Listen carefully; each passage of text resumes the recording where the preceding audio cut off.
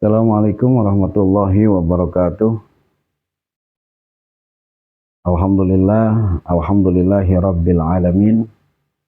Wassalatu wassalamu ala sayyidina wa habibina wa syafi'ina wa maulana Muhammadin wa ala alihi wa ashabihi ajma'in, amma ba'du. Di dalam Al-Quran ada yang disebut dengan harokat atau syakal, ya, yaitu tanda baca apabila di atas ada lengkungannya di ujung di kepalanya itu maka namanya dhammah. Apabila lurus miring di atas huruf itu namanya fathah. Kalau di bawah huruf namanya kasrah. Dan kalaupun dia itu seperti lingkaran, setengah lingkaran, ya, maka itu namanya sukun. Maka dalam hal ini saya akan menyampaikan maksud daripada penamaan itu apa sih, gitu ya. Dhammah ini artinya secara bahasa adalah mengumpulkan ataupun kumpul. Dhammus sholihin, kumpul dengan orang-orang soleh. Tidak mungkin kita bisa membaca Al-Quran kalau kita tidak berkumpul dengan orang-orang soleh, dengan orang-orang yang mahir di dalam membaca Al-Quran. Kemudian kita belajar kepadanya. Maka dhammah ini adalah satu isyarat kita sebagai seorang muslim yang ingin bisa membaca Quran ataupun yang ingin hidup kita baik dalam beragama, kita harus berkumpul. Dhammah, ya. Kemudian setelah itu ada yang namanya fathah. Fathah ini ada terletak di atas huruf, ya. Apa fathah itu? Fathah secara bahasa artinya fataha, membuka. Maksudnya apa?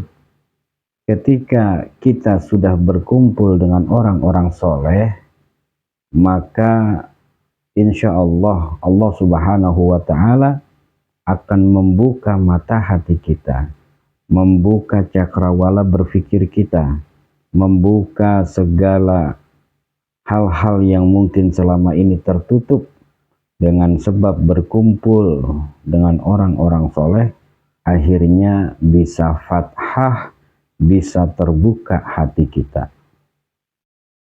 Lalu yang ketiga adalah kasroh. Kasroh ini artinya ada di bawah, ya, di bawah huruf. Kasroh ini ada di bawah huruf yang bunyinya itu i, ya. Tahu secara bahasa kasroh itu artinya pecah, hancur, galau. Ada istilah kasrotul qalb, hancurnya hati, ya. Apabila ada orang yang sudah sering berkumpul dengan ulama, kemudian Allah Allah buka mata hatinya sehingga mudah dia tersentuh dengan ajaran-ajaran Islam, sehingga mudah hatinya tersentuh dengan nasihat-nasihat mau'izah hasanah yang disampaikan oleh para ulama, maka setelah itu dia akan ada di bawah. Posisi kita akan ada di bawah seperti kasroh ini adanya di bawah huruf, yaitu kita akan merasa hancur, pecah diri kita, bukan siapa-siapa kita ini, ya. Maka kasroh ini melambangkan sesuatu yang ada di bawah setelah mengalami sesuatu yang tadinya di atas, makanya dia dalam bentuk dan dalam sifat wujudnya itu sama, cuma beda posisi saja. Kalau fathah adanya di atas, tapi kalau kasroh adanya di bawah, ya. Jadi kalau mau diurut, dhammah, fathah, kasroh. Dhammah artinya berkumpul, fathah artinya membuka diri, membuka mata hati, membuka pikiran, membuka cakrawala kita dalam berpikir, ya. Setelah itu barulah dia temukan, ya Allah, saya bukan siapa-siapa, saya bukan apa-apa. Ternyata Engkaulah yang maha kuasa, Engkaulah yang maha besar. Tidak ada Tuhan kecuali Engkau, ya Allah, yang maha penguasa, yang maha bisa, yang maha bijaksana, dan seterusnya dan seterusnya. Hancur berkeping-keping menjadi kasroh kita setelah kita ini sering berkumpul dengan orang soleh. Akhirnya mata hati kita dibuka oleh Allah, kemudian kita pun merasa rendah di hadapan Allah Subhanahu wa Ta'ala. Ketika sudah seperti itu, maka kita akan naik lagi. Sukun itu adanya di atas huruf, ya. Secara bahasa sukun itu artinya sakinah, tenang, ya. Akan bisa mendapatkan ketenangan hati, ketenangan jiwa, ketentraman batin orang-orang yang sudah benar-benar mengaplikasikan dari apa yang telah dia ketahui dari para ulama. Dengan sebab berkumpul, dia merenung, akhirnya Allah buka mata hatinya, kemudian dia merasa bahwa dirinya bukan siapa-siapa, maka muncullah ketenangan.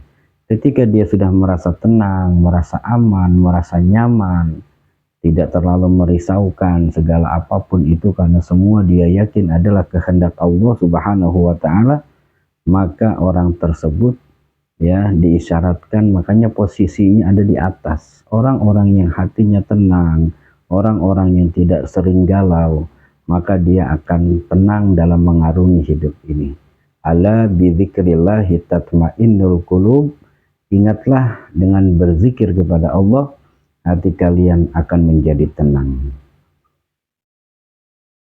Saudara-saudaraku sekalian, inilah baru kita membahas masalah harokat saja sudah semenarik ini, ya.